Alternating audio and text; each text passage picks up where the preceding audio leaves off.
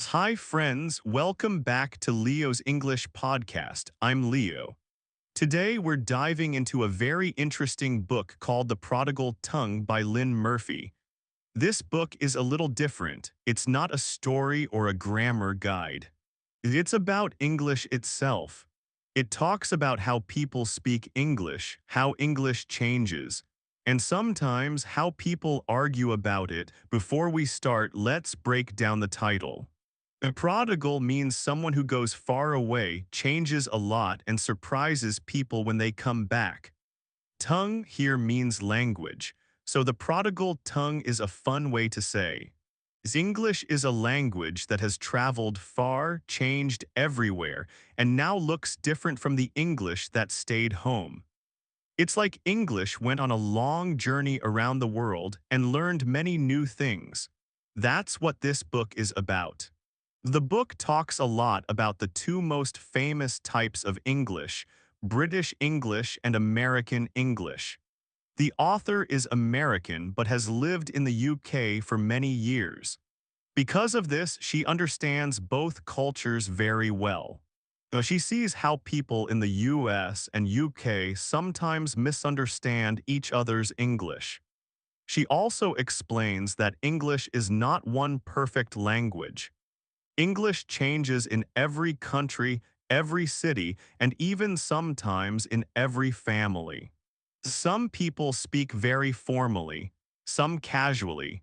Some use British words, some American words, some mix both, and all of this is okay. As an English learner, this is good news. You don't need to be perfect. You don't need to copy a native speaker exactly. You just need to communicate clearly. You just need to express your ideas so people understand you. All right, friends, let's start chapter 1. The author talks about a very common misunderstanding.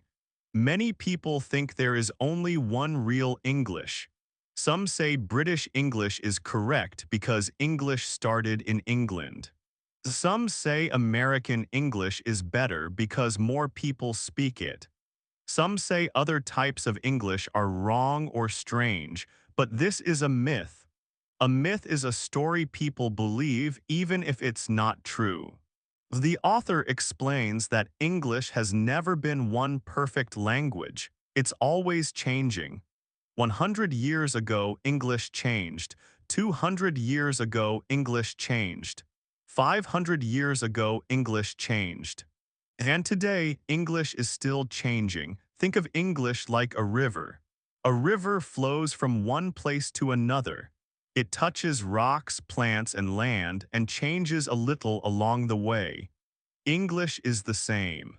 When it travels to the US, Canada, India, Africa, or Australia, it picks up new words and styles. So British English and American English are not better or worse. They are like two parts of the same river. They are connected but not identical. Identical means exactly the same. For learners, this is important. You don't need perfect English. Perfect English doesn't exist. You only need to speak clearly. You only need to make meaning. If people understand you, your English is working. The author also explains that people sometimes feel proud of their own English. British people may say, American English sounds too casual or loud. Americans may say, British English sounds too formal or old-fashioned. But these are just opinions, not rules. The language is not wrong, it's simply different. Here are some easy examples: UK, flat right arrow US, apartment UK. A holiday right arrow US. Vacation UK, trousers right arrow US, pants. None of these are wrong, they just fit their culture. So remember, English belongs to everyone who speaks it, including you. You don't need to copy one country perfectly. Your English can grow naturally in a way that feels right for you. Now let's move to chapter 2. This chapter is fun and very human. British people and American people like to judge each other's English. Judge means to form an opinion, sometimes a strong one. British people might think American English is too direct or too emotional. Americans use big, positive words like awesome, amazing, fantastic almost every day. In the UK, these words can sound too strong. But it's not a mistake, it's just how Americans speak. On the other hand, Americans might think British English is too polite or too complicated. British English sometimes uses polite hints. Americans like more direct sentences so it can seem confusing. Here's an important idea. When people judge English, they're usually not judging the language. They're judging the culture behind the language. Language and culture grow together. That's why two Englishes from the same family can sound very different. For learners, this is very important. Many learners ask, should I learn British English or American English? Which one is correct? Which one is best? What if I mix both? The answer is simple. Both are correct. Both are English. Both are understood around the world. What really matters is communication. What matters is being understood. The author also explains that native speakers often tease each other. Tease means to joke in a friendly way. For example, Americans joke about British politeness. British people joke about American enthusiasm. These jokes are usually friendly. Learners sometimes feel stressed hearing these jokes. They think, my English must be wrong. But no, these jokes are between native speakers, not rules, not instructions, just friendly humor. Finally, the author says people judge each other because sometimes they feel insecure about their own English. Insecure means not fully confident. Judging someone else makes them feel stronger. But this has nothing to do with learners. It's just human behavior. The main message of this chapter is simple. Don't worry when native speakers judge each other. You don't need to choose a side. You don't need to be perfect. You only need to speak clearly and kindly, and people will understand you. Now let's move to Chapter 3. This chapter talks about something that confuses many learners. English is always changing. Words change, pronunciation changes, grammar changes, even the way people speak changes. All of this is normal. The author wants us to see that English is not a rock. It's not still, it's alive. It grows, moves, and reacts to the world. So why does English change? Here are the main reasons. 1. Life changes.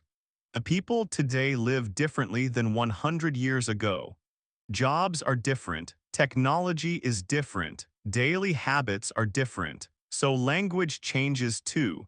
For example, 200 years ago, there were no smartphones or internet. People didn't have words like download, email, selfie, or Wi-Fi. These words are new because our life created them. 2. English spreads across the world. It's spoken in the US, UK, Canada, Australia, India, South Africa, and more. As every place has its own culture, history, and people. So English changes a little in each country. For example, American English, cookie right arrow British English, biscuit British English, lorry American English. A truck in some parts of India, people mix English with local languages. Every place changes English in its own way. 3. Young people change language faster. They like new, fun, and short words. For example, that movie was lit. Lit equals very good or exciting. Some new words stay, some disappear. Older people sometimes complain, young people are ruining English. But that's not true. Young people are renewing English, giving it new life. 4. Language change is slow like the weather. Some changes are big, some are small. For example, nice used to mean foolish hundreds of years ago. Now it means kind or pleasant. The change happened slowly over time. Is language change a problem? No, it's natural, it's healthy. It shows people are using English in real life. Some people feel sad about change, they feel nostalgic. Nostalgia equals warm feelings about the past. Even the English of their childhood had already changed from the generation before. Language change is constant. It never stops. For learners, this is very comforting. You will hear many accents, words, and expressions. Old words, new words, different styles. It's all normal. You don't need to panic. You don't need to fix English. You just need to enjoy it. The more words and expressions you know, the stronger your English becomes. It's like having more tools in your toolbox. All right, friends, now we reach the final chapter. This chapter talks about something very interesting: misunderstandings and emotions in English. Even native speakers sometimes misunderstand each other, and they are speaking the same language. The author explains this happens for many reasons. The good news: for learners, it's normal. Let's look at some examples. In American English, pants equals trousers. In British English, pants equals underwear. Imagine an American says, "I love your pants." A British person might feel confused or embarrassed, but the American just meant, "I like your trousers." Another example, British English, chips equals fries. American English. Chips equals crisps, snack in a bag. Small differences like this are normal. They are part of how English grows in different places. The key lesson for learners: misunderstandings are not your fault. Even native speakers have them. They help you learn faster. You can relax and enjoy English. You don't need to speak perfectly, you just need to keep practicing.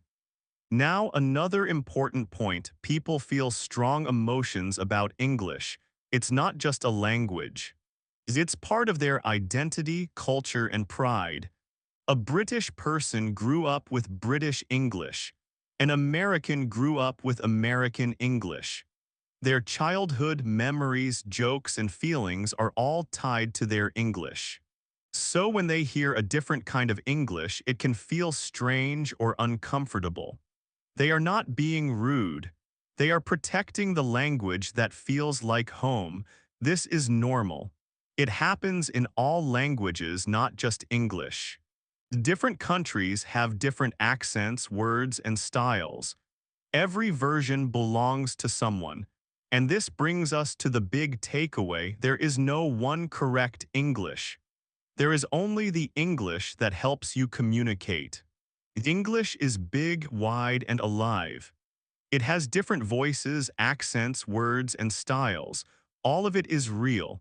All of it belongs to the world. You may not speak like a British person. You may not speak like an American.